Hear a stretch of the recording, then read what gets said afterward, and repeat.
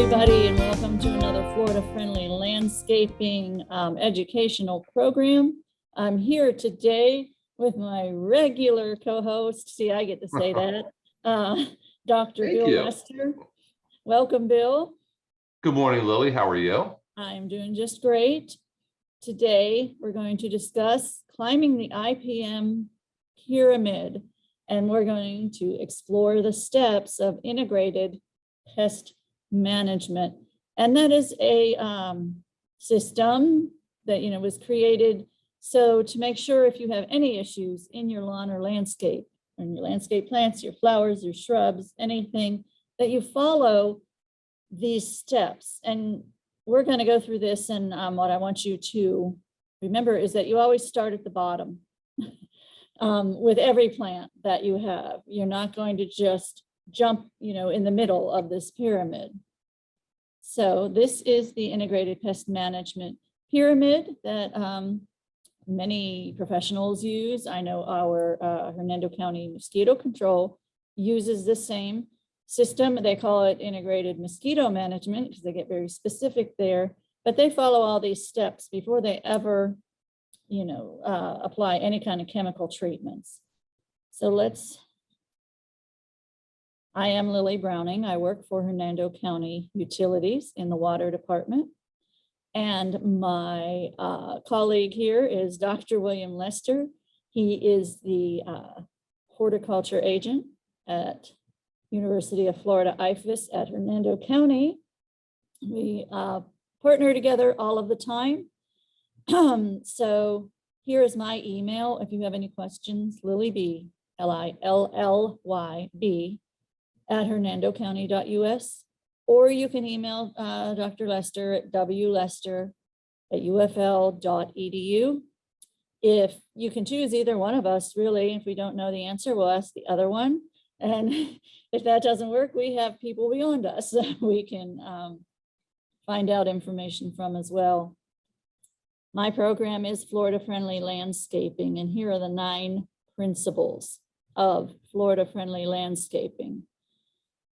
Integrated pest management works very well within principle number 6 here, manage pests responsibly.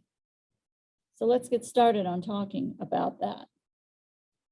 Now, I already showed you the integrated pest management pyramid, but I have added to the pyramid. I've added footers, or since we're climbing today, what do you call that, rappelling? Is that climbing up this steep surface? What we could also call it PPE, personal protective equipment. If you're going to start a climb, you're not going to start without the appropriate equipment to keep you safe. Well, before we even start with this pyramid, there are footers, a foundation under that pyramid that I've added there that we need to keep in mind. And that is Florida Friendly Landscaping Principle number 1, right plant, right place. Here are the foundation stones, the keystones that if you have these things, you may not even have to progress up the pyramid, but these are also the starting places. Proper planting is crucial, and also correct care. So under the pyramid, Lily's foundation stones to the pyramid are right plant, right place, proper planting, and correct care. What we're going to do in today's program is I invited Dr. Lester as the horticulture agent for Hernando County. I'm going to present him with scenarios in which he's going to answer as if this was a call who came into his office or a person, and he's always keeping in mind not only the 9 principles of Florida Friendly Landscaping, but if it's a specific pest control issue, he's keeping integrated pest management in his mind as well. So are you ready, Dr. Lester, for these scenarios? Yes, ma'am. You can go right ahead with the hard questions. All right, let's start with that first foundation stone, right plant, right place. So Shady Sharon, wants to plant Bahia grass under a large live oak tree. Yeah, What do you that's guys not going to think? work out really well because no turf grasses, whether it's Bahia or St. Augustine or Bermuda or Zoysia, is going to grow well and thrive in a shady location. They all need full sun. And when we say full sun, that means at least 6 hours a day of direct sun. So turf grass underneath a large shade tree always suffers and never does well. And you can water and fertilize and do all those other things that you want, and it's never going to do well. So if you have a very shady spot, you probably want to look at some other kind of ground cover. There's a few ground covers that do well in a shady spot, but not turf grass. Turf grass is never going to do well there. It doesn't look too terrible in this picture, but I took this picture from afar in a field. This is a huge oak tree. It's Oh, probably it's bigger. probably dark underneath it. Yes, and it's probably bigger than most people's yards. So what you're seeing is the field around it, but directly under there, there's probably not much of anything, growing there. So a lot of times you have a small yard and a very large tree. Sometimes you got to make a choice. Which one do you want? The turf or the tree, or look for, like you said, something more appropriate to put in that shady area. Jasmine, azaleas love to be under oak trees. Even bricks or something, make a patio, nice shady place to sit. Kind of think out of the lawn box there. Another right plant, right place foundation question. Terry Tulip. She brought her mother's tulip bulbs when she moved here from Rhode Island. When is the best time to plant them? I hate to give you the bad news, but many bulbs that people grow up north, like tulips, crocuses, and a number of others, do not do well here in Florida. You can purchase tulip bulbs, plant them in the fall, and they should come up in the spring and flower once. But what happens is during the summer, it gets way too hot and way too wet here. And in our warm, sandy soil, the bulbs rot. So tulips are not a good choice for growing here. And there's a number of other northern flowers that people really like that just do not do well here. Okay. Another right plant, right place, kind of going another direction here. This is something that grows very well here. Penny petunia. She loves her Mexican petunias, but hers don't spread, and she keeps an eye on them so that they don't become invasive. Well, the problem is the older varieties of Mexican petunias, which a lot of people still have in their yards, generally with the purple flowers, are highly invasive. They can spread underground. They can spread by seed. And of course, if you go out there and thin them out or trim them and throw those trimmings in an empty lot or a wooded area, they're going to take root and spread. So Mexican petunia is a very bad invasive plant that we don't encourage people to grow. There are some newer varieties of Mexican petunias that they are pretty sure are not invasive. They're more restrained, and they do sell them at lawn and garden centers right now. There's the final ruling is still out on them about whether they're invasive at all or not, but we recommend that people stay away from Mexican petunias and other invasive plants like that. Not a good choice. Now let's move on to that second foundation stone, that proper planting. Darlene Digger. She always gives her new foundation shrub a good foundation by planting them a little bit deep so they feel snug in the earth and are strongly held there. You don't want to do that whenever you're planting a plant, whether it's a large tree like this or a 3-gallon plant that you just bought from one of the big box stores or a lawn and garden center. You want to plant them at the same depth that they were growing in the pot. Or if it's a large one like this tree right here, maybe you want to plant it about 1 inch high, because over time it's going to settle in and end up at just the right depth. We see a lot of problems, particularly with trees. If they're planted too deep, they will die. it can take 2 or 3 years for that to happen. So people are kind of confused. They think, what happened to my tree? It looked great for 3 years and all of a sudden died overnight. It was because it was planted too deep. And the end was determined 3 years ago, and it just takes a long time for that to happen with the tree.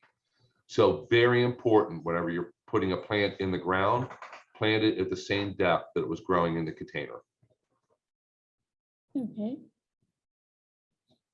All right, another one, proper planting involves Murray Mulcher. Murray Mulcher, I got to move things around. I can't read my own my own slide here. Murray Mulcher loves a nice heaping mound of mulch around all of his landscape plants. I'm not sure where you get all these pictures of volcano mulching from. I guess a lot of people still do that. Mulch is very important to put underneath a plant. It helps to hold in the moisture, helps to block the weeds. And organic mulch, like some kind of wood chips, will decay over time and help to build the soil up. But you don't want to put down too much mulch, and you don't want to pack it right up against the stem of the plant or the tree. Because what happens is when you pack it up or pile it high up against the stem, now the stem is wet, it's moist all the time. You're going to start getting fungal diseases, root rots, insects drilling into it. So you want to pull it back at 1, 2, maybe 3 inches to keep the trunk dry. But you do want to have a 1 to 3 inch layer of mulch around the entire area, the whole root ball surrounding the plant. So mulch is good, but don't overdo it. No volcano mulching. Exactly. Sometimes people will pile it up like it's a volcano, and they'll pile it, I've seen, like 1 foot up the trunk, and that's terrible for any kind of plant. It's exactly the same thing as planting it too deep. Yes, when it starts to break down, it's the equivalent now of having planted it a foot too deep, which is going to kill it. Mm-hmm. Okay. There's another one, Mr. Fred Fertilizer. I think Fred's shown up before, at least in our Master Gardener training classes. Fred Fertilizer puts fertilizer spikes near all of his new landscape plants to give them a boost. Okay, that's a problem here in Florida for a couple different reasons. Fertilizer spikes do not work well in very sandy soil, which is what 99% of all of us here today have in our yards, because the fertilizer is just going to go straight down underneath that spike. It doesn't go sideways to come in contact with all the roots. So a granular fertilizer sprinkled or spread very lightly underneath the entire canopy of the plant is going to be much more effective to get the fertilizer to all of the roots. And let's see, why else is this bad? So some people might think, well, I'll just put down a whole bunch of fertilizer spikes. Now you're applying too much fertilizer. So fertilizer spikes work well in other states and up north where they have a different type of soil. But here with the sandy soil, you want to avoid fertilizer spikes. You want to use a granular fertilizer, and you don't want to fertilize your plants like when you're planting them or right afterwards. You need to let them get settled in, have the roots spread a little bit, and then fertilize them. Okay. So you're not helping them when you first transplant them. You're not giving them like a boost of energy or like vitamins to transplant better. No, because when you first put a plant in the ground, you need time for the roots to grow and spread and move out into the soil. So putting fertilizer in a planting hole is definitely not recommended. Either the plant is not going to need it or use it or take it up and it's just going to leach, or you might, burn the roots right after you've planted the plant. Okay, let's move on to that third foundation stone with correct care. Bruner Paul. Bruner Paul severely hatch racks his crepe myrtles every spring in order to ensure they have lots of blooms in the warm months. Yeah, that doesn't work. And that's something that people do because they see everybody else doing it. And most people really can't explain why they're doing it. It's just, well, all my neighbors did, or my lawn guy has always done it. So that must be the way that you deal with crepe myrtles. You don't need a hat rack or over prune crepe myrtles like this. When you purchase a crepe myrtle, they're going to do the best if you prune them, if you never prune them like this and just let them grow to their natural mature size. Keep in mind, different varieties of crepe myrtles grow to different sizes. The white ones can get as tall as your house and turn into a medium tree. But if you just leave them alone and let them grow naturally, you're going to get the most flowers off of them. They're going to bloom like crazy. They're going to become very large, but you have to give them plenty of room when you first put them in the ground. So crepe myrtles managed this way, it's not healthy for the crepe myrtle long term and doesn't result in more flowers or better flowers. Okay. Other correct care. Sneaky Sal. Sneaky Sal secretly waters his lawn twice a week because there is no way it can survive on less than that. Yeah, we run across this problem a couple times during the year, mostly during the dry times in the spring and the fall. People think that if they have a problem with their lawn, the solution is more water. And if you have an underlying problem with your lawn, water is probably not going to fix it.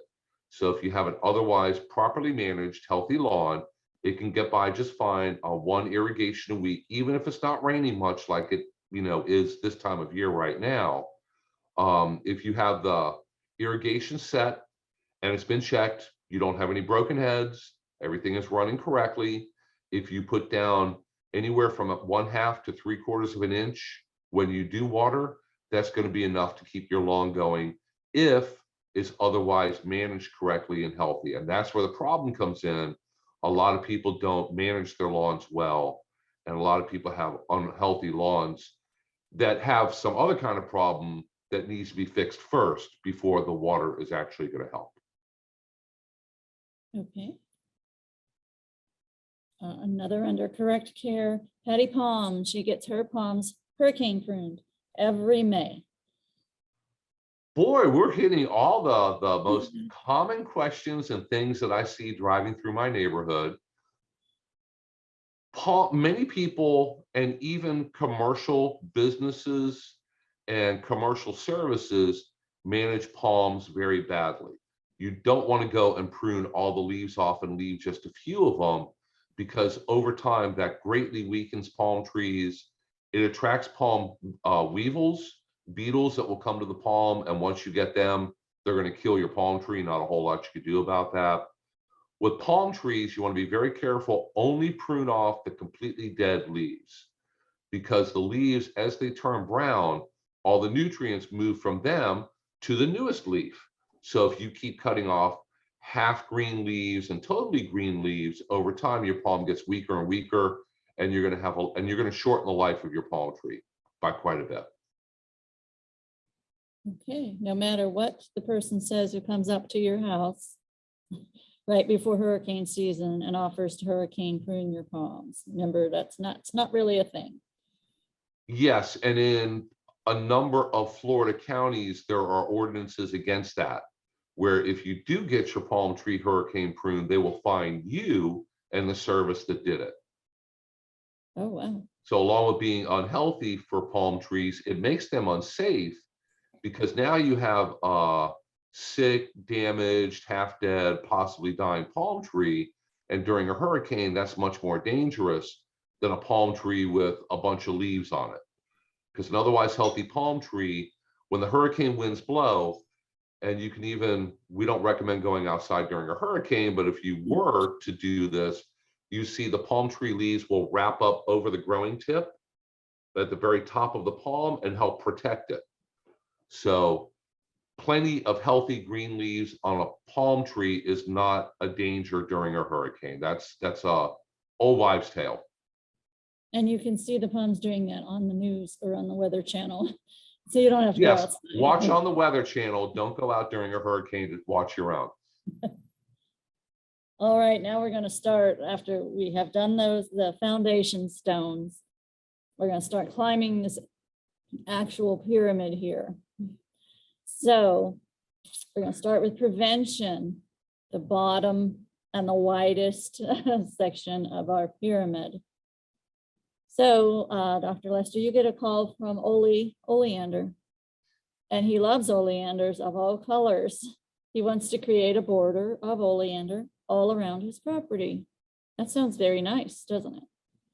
Yes, it does, and that can work. Oleanders come in several different colors, and it's a very attractive flowering shrub. It is poisonous, so obviously, hopefully nobody's out there chewing on their shrubs, but you want to keep an eye on children and pets and be very careful when you're pruning it. But other than that, oleanders are fine. It's just they attract a certain type of moth's caterpillar. And if you grow oleanders, you will encounter this caterpillar. I can pretty much guarantee it. And they're fuzzy little caterpillars. They're called oleander caterpillars. And it turns into an oleander moth. And they will eat all the leaves off your oleander. So this is a situation where you need to know this in advance. But if you do know it and you have oleanders, there are things you could do to discourage the caterpillars. You can keep checking the bushes, and when you see caterpillars on it, pick them off, throw them over the fence into the neighbor's yard, or dispatch of them one way or another, humanely, hopefully. There are controls, and when we get up to, I guess that would fit under biological control, there are biological controls that are going to control caterpillars very well. But it really helps before you plant a bunch of plants that are prone to a specific insect issue. You know it in advance and you plan for it in advance, so it doesn't come as a surprise and now you're rushing out to your shed and just spraying it with whatever you have, which may or may not work. All right. Here's another prevention. Tom Thrift. He loves to go to the garden center. He notices azaleas with drooping pale leaves on the discount cart in the garden center. He wants to take them home and nurse them back to life. Yeah, we don't normally recommend buying plants off the discount cart. And I know a lot of times they're marked down by quite a bit. Great way to save money. People will buy them and think, well, if I take it home, I can fix it and get it up and growing and healthy again. And sometimes that works, but it's a really good way to bring home unwanted pests and diseases, because that plant may have something severely wrong with it, and that's why it has drooping pale leaves or some other kind of problem. That's why it's marked down. So you want to be very, very careful with bringing these plants home. Sometimes people will put them in a corner of their yard and they kind of put them in the little triage area to keep them separated from their other plants. But it is a really good, effective way to bring home unwanted insect pests and diseases that can spread to all the other plants that you have in your yard. So we kind of discourage that. We recommend social distancing. Exactly. Have the new ones socially distant from your existing plants until But you figure out what's wrong with them. Insects are going to travel. You know, disease may or may not through the wind or whatever, but insects certainly are going to travel through your yard. So sure. And many times those reduced plants will have problems with thrips, whiteflies, scales, other things that can spread. And now you have a problem with all the plants in your yard because you brought an infected one home from the nursery. now we've moved up. We've moved up a little bit on the pyramid here to cultural and sanitation, our next step. So Imelda Impatiens, she wants to put impatiens plants in her sunny front yard for everyone to enjoy. Well, this kind of goes back to the right plant in the right place also, because impatiens need to grow in a very shady spot. They do great underneath large oak trees where they get that speckled sunshine during the day. But if you put them out in the full sun, as soon as the sun comes up, 10 minutes later, they're going to wilt. And now you're going to be tempted to go out there and water them 10 times a day. And the main problem that you're having with them is they're in too sunny of a location. So even though they do have impatiens that are called sun patients now, and they're supposed to take full sun, all the ones that I've encountered, and azaleas are the same. They do have varieties of azaleas. They say on the label, take full sun, They really don't. They may survive full sun, but survive or tolerate just means that it dies slower. So Okay, could be something to consider under that big oak tree. there you go. Azaleas and impatiens and caladiums are good choices for that shady area under an oak tree where the turf grass just won't grow. Okay, here's one you come across quite a bit. Yancey Yankee. He knows it's Memorial Day and he wants to start his tomato plants like he always has.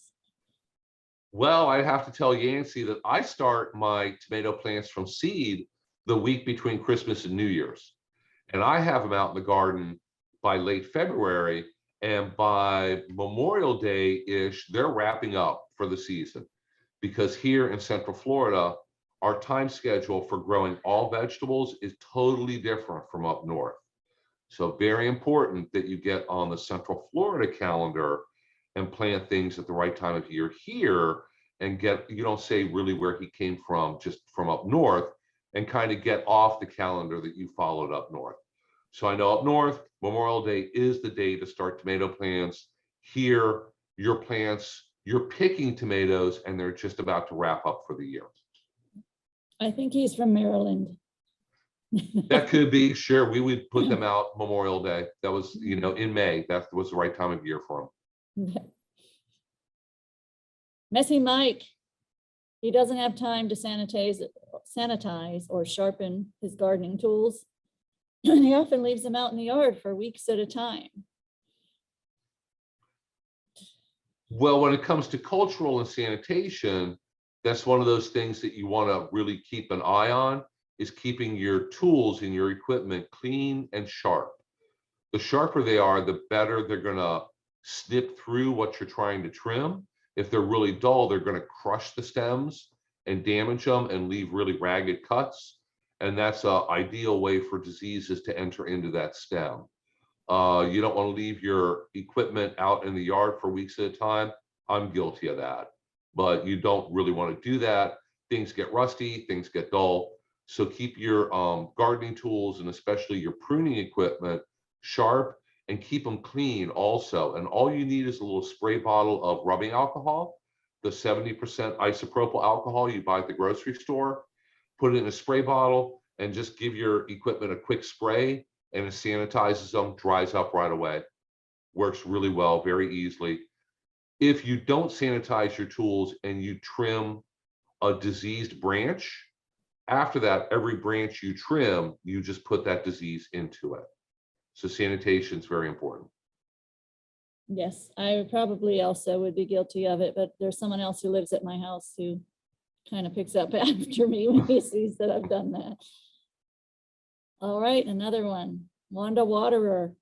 She allows her lawn irrigation heads, the same heads, to water all of her landscape plants overhead. It's just easier and more efficient. I know a lot of people have in-ground irrigation systems in your yard. And when they run, they water your lawn, they water the palm tree out front, they water your bushes, your flowers, everything. That's really, you need to be careful with that, because a really good way for diseases to get started and especially spread in hedge bushes, landscape plantings, and many other plants in your yard is from overhead irrigation, especially if it runs in the middle of the night, because now your plants are wet all night long. And once we get back into spring and summer, it's hot all night. It's very humid. If your plants are wet, you can have really big outbreaks of diseases. And now you're wondering, well, what do I spray to fix the disease? Best way to deal with diseases is prevention. So you want to try to use drip irrigation if you can, irrigation hoses that just water the plant's roots and don't water the leaves. You want to try to keep the leaves as dry as you can. Now, I know it rains at night and we can't do anything about that. You can't go out there and wipe off the leaves, but you don't want to add to the problem. So the drier you can keep the leaves and the less overhead irrigation you use, the fewer disease problems you're going to have and the lower the spread of diseases you're going to have during the summer. So it's a really good way to help avoid a lot of diseases in your yard. Okay. Another one, kind of along the same lines, but we have Irving Irrigator. He believes that watering his lawn at night is best so that he doesn't lose any water to evaporation. Well, that goes in with the last one. Like I said, if you are watering things with overhead irrigation, try to run it as close to dawn as you can. That way everything gets watered, and an hour or two later, the sun's going to come up and it's going to dry the leaves off. So you want to run it close to dawn. You don't really want to run it starting at 6 p.m. Is that the earliest you can run your irrigation? Yes. Okay, you don't want to run it from 6 p.m. till 8 or 9, however long your system takes to run, because now it's soaking wet all night long. And that's great for diseases, bad for your plants. In Hernando County, yes, you're allowed to water after 6 p.m. or before 8 a.m. And we recommend as close to that, as you said, dawn or that 8 a.m. time frame as possible. So sure, and you're going to have to figure out how long it takes to run the whole system, and then subtract that from 8 a.m. so that it's finishing up by 8 a.m. But you want to do it as close to dawn as you can. That way, when the sun comes up, and the sun's even up right now at 8 a.m. drying off the leaves, so sure. that'd be okay. 6. Yeah, it sun's up by 6:30 or so now. Yes. Yeah, with time change still has me confused. Yes. Now we've moved moved up to physical or mechanical. So Weedy Walter, he wants to know the best product to spray on the weeds in his butterfly garden. Yeah, if you have a butterfly garden or pollinator garden, you're trying to attract butterflies or pollinators to the plants. Hopefully you have some host plants in there that the caterpillars are going to be able to feed on. And then when they turn into butterflies, they're going to stay pretty much in your yard. They don't go very far, they'll hang around. So you want to be very, very careful and limit insecticides, herbicides, which would be a weed killer, or fungicides that you use around those plants. You really want to try your best to not spray anything on them, because it may injure the caterpillars or the pollinators that you're trying to attract. So in this case, Walter's probably going to have to go out there and pull those weeds by hand. We learned that we had Dr. Chris Marble come in and speak recently, and I helped moderate that class, but I liked particularly something that he said is that no plant has yet to develop a resistance to hands or to hand pulling. So, sometimes you just got to get out there and physically do the work. Larry Lubber, he wants to know the best product to kill the huge, monstrous grasshoppers on his lanai.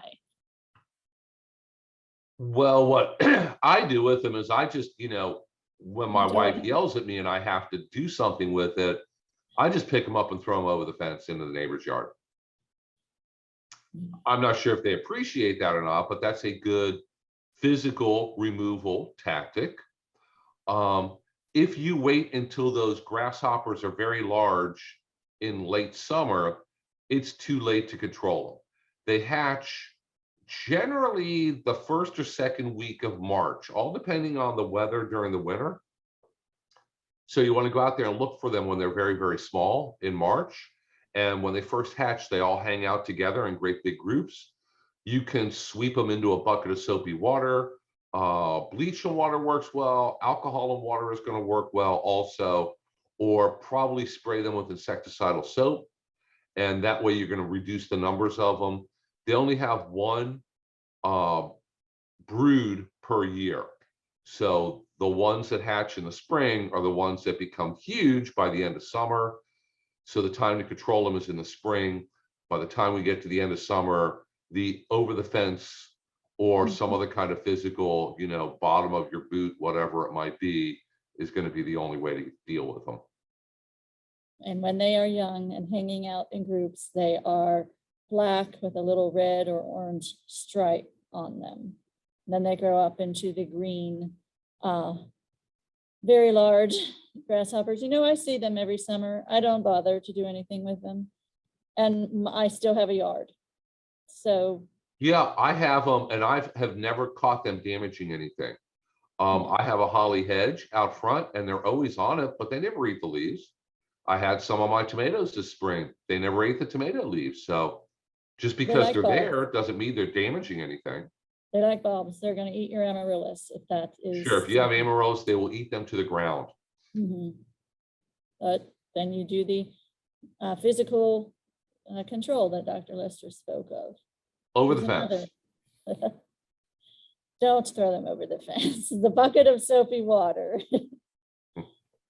Annie aphid has one branch full of aphids on her hibiscus. If you have a small infestation of something, it's probably quickest and easiest just to snip that little branch off and dispose of it along with all the aphids. So just because you have one lubber grasshopper or a handful of aphids on one tip of a plant doesn't mean you have to go spray the entire plant or the entire yard either. Okay. Okay, more physical, mechanical, and you just had a class on this, so you should know all the answers to this. Barbara Berry, she has trouble with birds getting her blackberries before she can. That question never came up, but a lot of times if you're growing blackberries, blueberries, strawberries, birds find them very attractive also. And there's no sprays. There's really nothing you can do. There is bird netting. So you can purchase bird netting and put it up over your plants to physically keep the birds away from them. And that can be effective, but that's really about your only option. Okay. Other than grow so many that you can share with the birds. There you go. Now, you're moving up to biological. So I have a break in slides here. Buggy Betty, she found this creature on her jasmine. What should she use to kill it? That is an immature or a baby ladybug. And hopefully everybody knows that ladybugs are good bugs because they eat aphids and scales and whiteflies and a number of other different insect pests. So you want to encourage ladybugs and other beneficial insects like that, including the immature ones.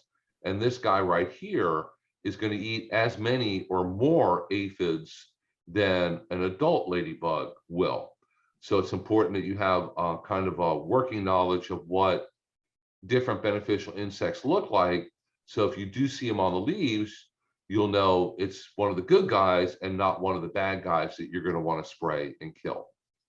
And you can always take a picture, send it to one of us. We'll be glad to help you with that ID.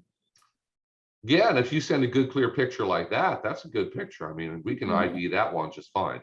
That's a UF picture. Okay. Another one, Organic Olivia. Speaking of ladybugs, she wants to order ladybugs from a mail order place for her landscape. You can do that now. You can order ladybugs and other beneficial insects online. You can even find them in lawn and garden centers sometimes during the summer. They're really not going to work the best because they've probably been raised somewhere else. And they're not going to do well here in Central Florida. And if you just manage your landscape and your plantings in a way that you minimize insecticide sprays and try to provide beneficial insects with everything that they're looking for, they will come. They already live here. They're already in your neighborhood. You just have to convince them to move into your yard and do their job on your plants in your yard. So what that's called is conservation biocontrol. And that's where you're just trying to conserve what's already naturally in your environment and in your neighborhood. If you feed them, they will come. Exactly. And most of them fly. So ladybugs fly just fine. If you minimize your chemical use in your yard, ladybugs will fly in. And if you have something for them to eat, they'll hang around and they'll eat them. Okay, now we have Wilson wasp hater. Wilson wasp hater is afraid of all stinging insects and wants to spray them all with an ant and wasp spray. With ants and wasps, if they are, let's say, fire ants or wasps, paper wasps near a doorway, they're presenting a danger to people or children or pets, you're probably going to have to deal with them and get rid of them. But don't go prowling your entire property trying to get rid of all the ants and all the wasps, because they both provide very important services out in the landscape. Wasps will naturally help control caterpillars, and ants control a number of different insects. There's species of ants that will climb up your plants in your garden and eat all the thrips, eat all the scales. Many of them will catch pest insects and carry them off and eat them. So if ants and wasps are a problem to human health, you're probably going to have to do something. But don't go looking for trouble around your yard trying to get rid of all ants and all wasps, because even the paper wasps that are way out in the back of your house, up under the eaves or in the bushes or wherever it might be, are very important and doing a very important job out there too. Okay. Next one, we've moved up to chemical. We've gone through all these steps before we have thought about a chemical. So now we have Kill 'em all Kevin, and he believes that the only good bug is a dead bug.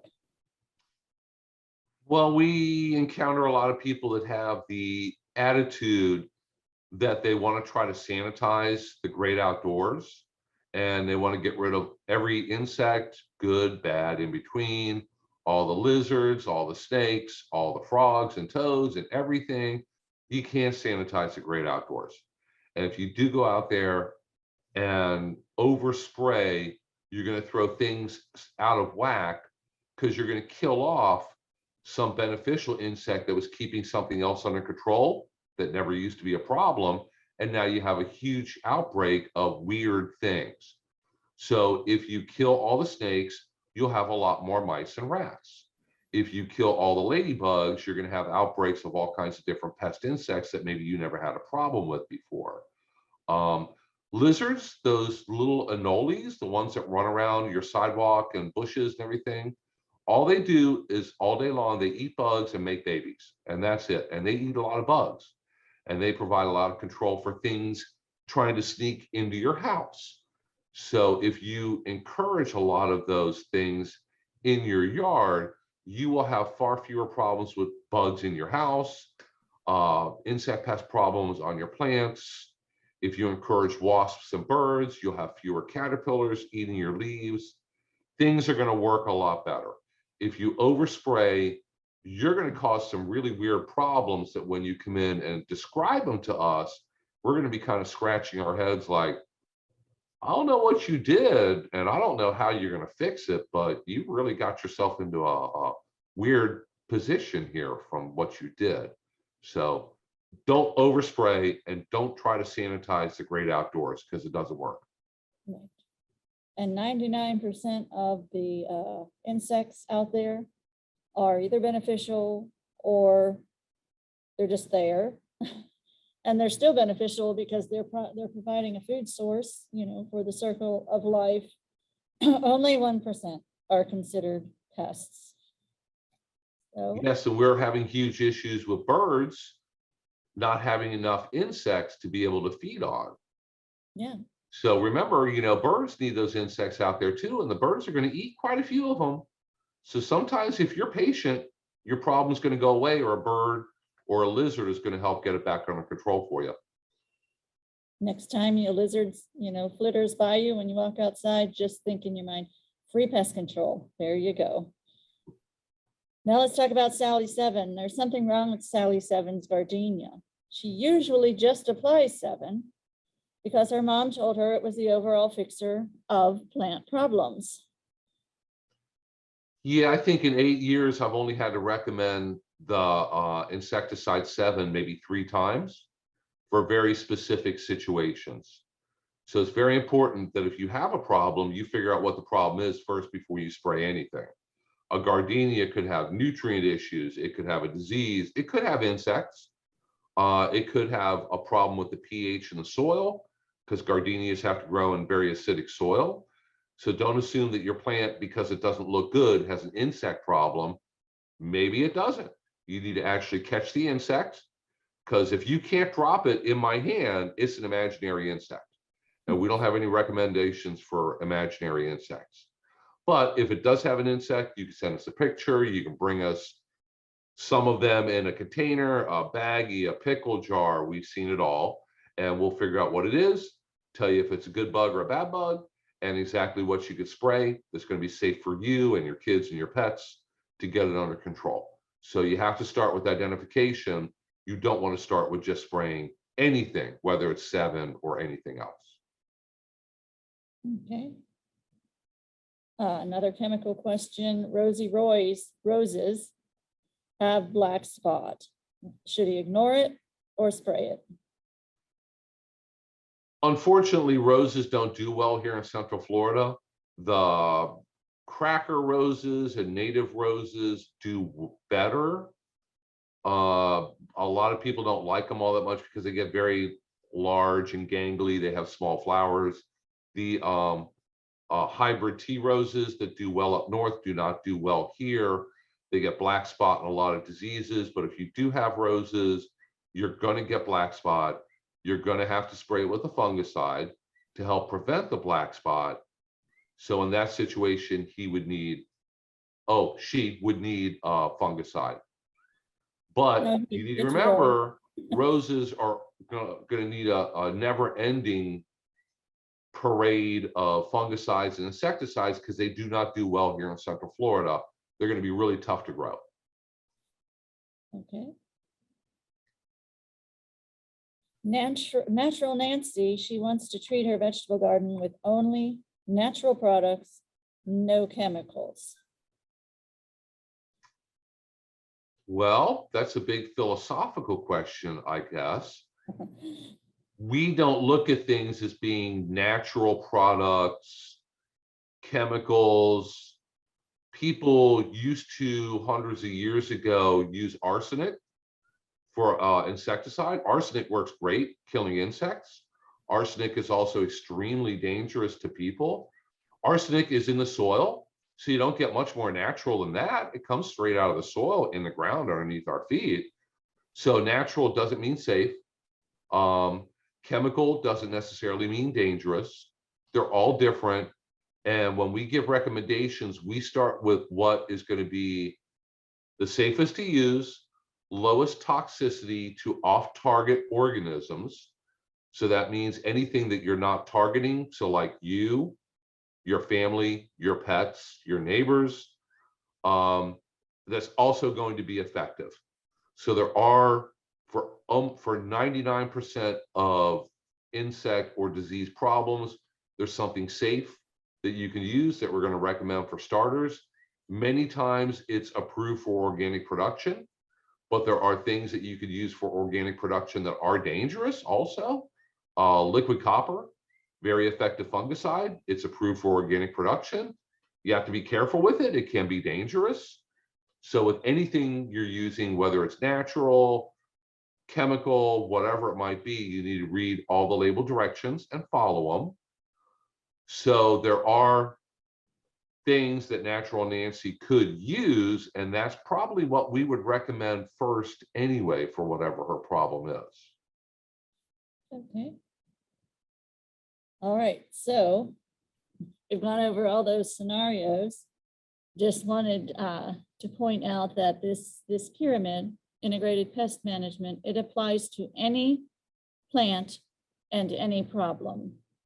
Isn't that correct? Yes, it is. Commercial growers use IPM. Like you mentioned, mosquito control uses IPM.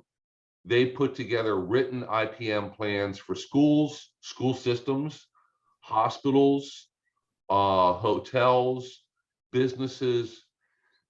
It's a written plan where they make a list of, if we encounter this problem, this is what we're going to do. If we have this problem, this is what we're going to do. These are the things that we're going to do anyway to help prevent problems. So it's knowledge intensive. It takes a lot of different steps to help prevent problems, because prevention is the most important part. So hopefully we never ever get to the very tip there where we're having to use chemical pesticides. Although, if the situation warrants it, then that may be the answer. But I find that 99 times out of 100, we're able to solve the problem only halfway up the pyramid. Yes, and you mentioned the steps. So we are going to tell you, don't skip the steps.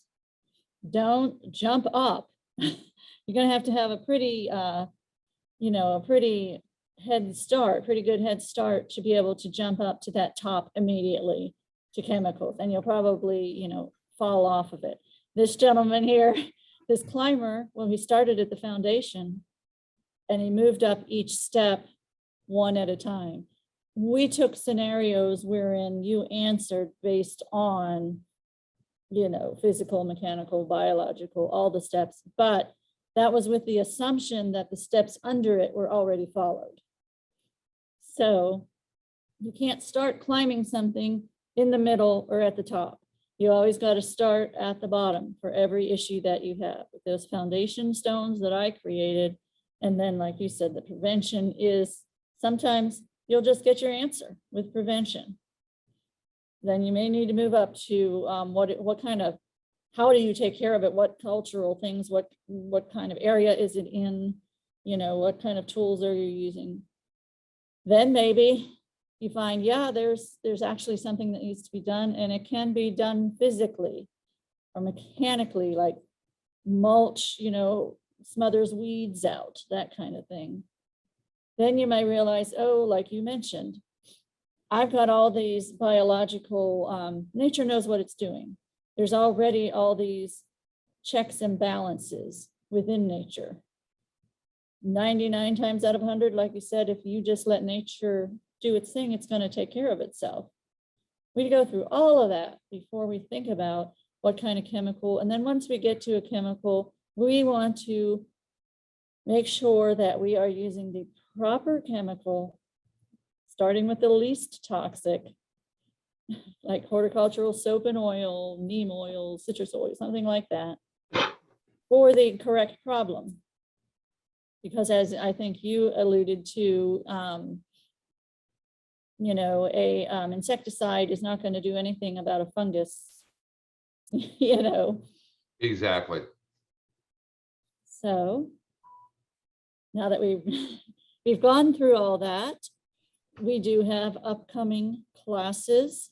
Next week is pretty much a rain barrel and compost bin week for me.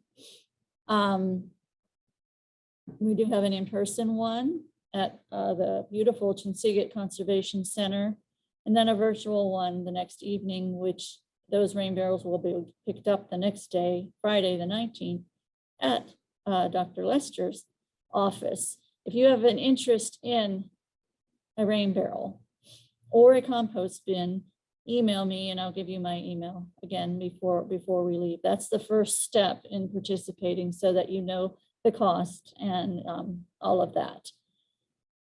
That's not next Tuesday, the following week, we will have a Tuesday class, Dr. Lester and I, on beneficial bugs. He wasn't going to be there, now he's going to be there, so that will be great. Kind of following up on this, but we're kind of talking about the good bugs. This was lessons on how to deal with the pests. And we're going to talk about all those, that 99% of good bugs out there. That's a Tuesday though, not a Wednesday, because it's getting close to Thanksgiving there. December 1st, we're going to have a class on what could go wrong in your yard.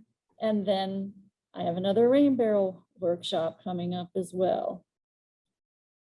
Every Thursday, Dr. Lester and I like that. In the virtual plant clinic with Dr. Bill. There we go, and Lilly. So every Thursday at 10, but last Thursday we lied to you. I see Lee's on here, so we have to confess, because she's one of our regulars. We lied to you. It wasn't on purpose. It was a mistake. We said we would be there Thursday, tomorrow. No, we won't. It Veterans It's a Day. holiday, so we're Yeah, taking the the day Thursday off. off. But usually every Thursday we'll be back the following on the 18th. And then we won't be there that next Thursday because that's Thanksgiving, but then we'll get in a pattern and be back. And the link for that is at your on County Extension's Facebook page, as well as your webpage, which is, what is it, Dr. Lester? Oh, Hernando Extension, all one word, .com. Okay, and you'll find out all that information. And that is where real life people come in and ask us, questions based on what they're going through. Here again are our emails. If you are interested in a rain barrel workshop, if you'd like a PDF of this program, of the PowerPoint, email me at LillyB, 2 L's in the middle, at hernandocounty.us. If you want follow-up questions, feel free to email Dr. Lester at wlester@ufl.edu. This class is being recorded, so you can, if you know someone who wanted to see it but couldn't, it'll show up on my Facebook page, and Dr. Lester will share it on his probably this afternoon. And within a couple of days, it will be on Hernando County Government YouTube. Thank you all for joining us. And thank you for everyone who will be watching the recording. Thank you, Dr. Lester. I think you, as always, did a great job. Thank you for having me. He wasn't aware of these scenarios ahead of time. So he did a great job, just as if someone came up and asked him a question. We've heard them all before. Yes. Thank you, everybody, and have a great week and have a good holiday tomorrow.